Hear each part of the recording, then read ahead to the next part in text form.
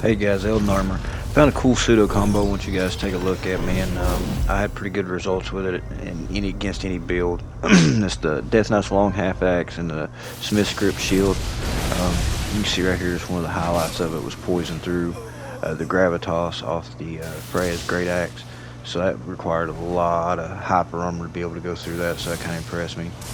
Here was another one that just catching the Ash of War and how much damage it done. I think it was like 1096 is what I think it was. But you can see right here, guys, in about any situation, the axe done real good as far as the hyper armor going through, and the damage wasn't too bad. The talismans I was using was the two-handed talisman, and switching back and forth between the throwing weapon and the shard. The dashes do come in handy trying to make up ground when you need it. You can see in this one here, guy kind of knows how to use the great katana real well. It caught me off guard, and so I get down real low, and then just pretty much ain't backing up. I know if I get beat, I get beat, but end up catching it with the Ash War, and just the damage, was able to overcome real bad odds for me.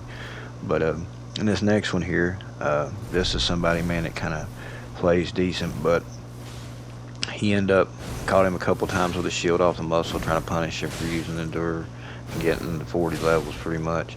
So he goes from Twin Blade over to Swift Slash because he starts getting beat. And Swift Slash, guys, a couple days ago we didn't know much about it. We do know now it's parryable with Golden Parry. When they first start to crouch down, if you go to hit your Golden Parry, it'll parry it. Also, you can double roll to get out of it. Just got to time it pretty well, and you can also block or use hyper armor to get through it. But you can see it ends up coming down to the axe, and the shield ends up saving me at the end. Being able to have just a little bit of something to put more pressure on somebody with right here. You can see he does the ash, roll right into it, but the shield catches him. So that ended up being pretty nice. And you see I was thrilled to him using it, even though I've used it just to pull it out. You know what I'm saying? Like that. Sometimes it's not the greatest, which I have done it. So I just wasn't in the mood for it, I guess, anymore. DLC is new, and it's not as getting news get more off. But anyway. Sorry about that, guys. That was sunny. But anyways, getting back to it. In this one, it's the Radon fight, and this is where I got the one with the gravitas, being able to poise through it with 88. That was kind of nice. The talismans I'm running on it, guys, is the Jar Arsenal two-hand talisman and the throwing weapon talisman, switching between those, and the Shard Alexander on those two, and then on the Crimson +3, and switching it from either the Blessed Dew or down to the Bull Ghost to have 117 poise with the armor set. The drip on the build is the Solitude, I guess is how you pronounce it, Solitude, hands and feet, the Veteran's chest, and then the big helm from the Divine Beast. So, and you can see in this one right here on the regen build, it was able to put enough pressure on him even though he's trying to bleed me, and that's one of those set back and regen and throw and try to bleed somebody out builds.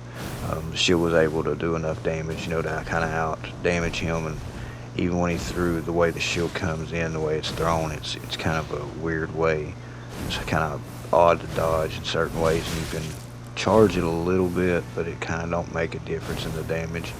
But you can see right here with the Ash of War, you can use the Ash of War just to dash and then throw something out of it after the dash, or change it up, with the ash to end it, and then he just ends up giving up because he don't know what to do.